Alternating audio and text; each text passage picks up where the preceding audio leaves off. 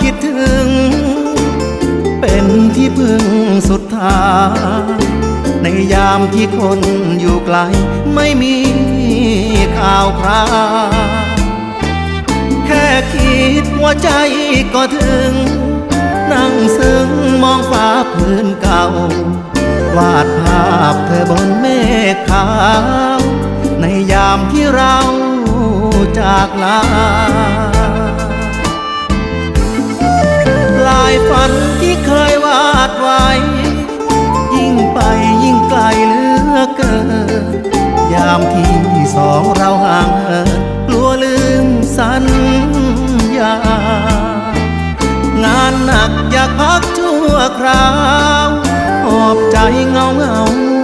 หน้าลักลอบออกจากเมืองฟ้ากลับบ้านคืนไปหาเธอ